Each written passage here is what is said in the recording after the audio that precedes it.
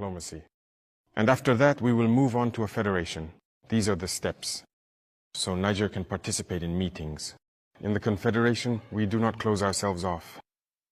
We are open, we interact with everyone.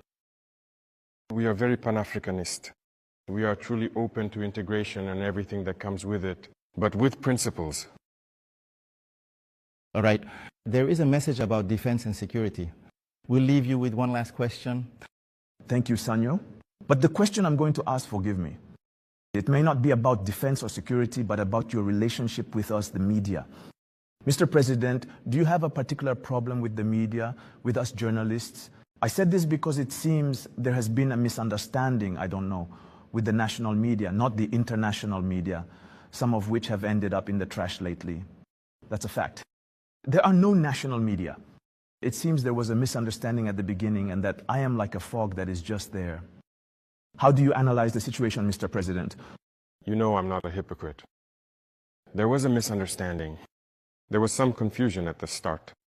But today I must say that I commend many media outlets for their professional work. We must avoid following the work of imperialism.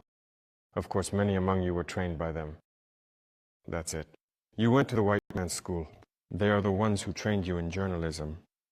So I don't often blame you when people try to behave like them. But I speak so that people become aware that this is about our homeland. Look this morning, for example, at the newspaper editorials in France.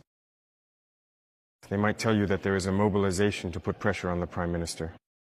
They won't tell you that there is a march against the government or something like that. But if it were in Burkina, you would say that there is a march against the government. Do you understand?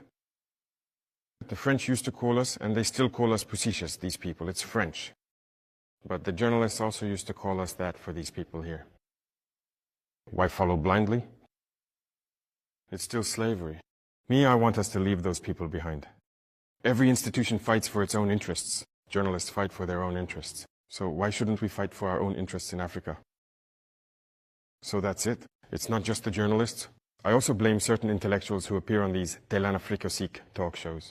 When they speak, you ask yourself questions. But are they really Africans? Genetically, they don't speak with us. That's a reality. We need to decolonize our mindsets and our ways of doing things. Everyone must fight for their homeland. You might have information that is perhaps true and accurate. You decide not to release that information, because it could harm national defense, security, cohesion, and so on. That is a sovereign decision, because you want to protect your country. But we're not saying that as soon as there's information, it has to be released. No, that's not how it works. And very often, as we like to say, journalists aren't interested in trains that arrive on time. It's the trains that arrive on time. You know it, Mr. President, so you understand our waiting times. Yes, but that should be avoided. Now, I want you interested in trains that arrive on time. All right. I'd like to leave you with a phrase that is the motto of a great European club. It's this one. Our jersey may be stained with blood, mud, and sweat, but never with shame. That's all I wish for you, Mr. President. Thank you very much. Thank you greatly. We will now move on to the political and social section of this interview. And for that, we welcome Mathieu Somedat from Radio Burkina and Colette Kambari from Impact TV.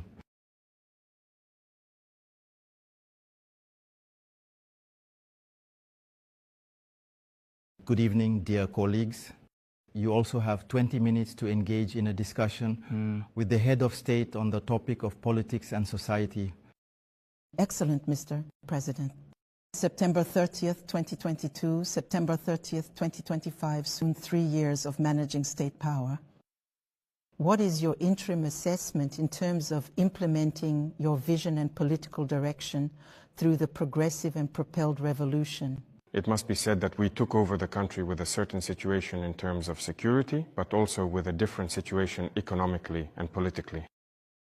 We realized after careful and thorough consideration that there were actually many reforms to be made. So many, in fact, that we couldn't possibly list them all at once, even if we tried. So as a result, we developed and adopted an ideology, a guiding set of principles that we began to implement gradually and systematically, the revolution, up until last April, when it was officially and formally proclaimed to everyone. And when we talk about revolutions, it means revolutionizing every aspect of our lives. because we can't keep doing the same things as before and expect different results. If we were just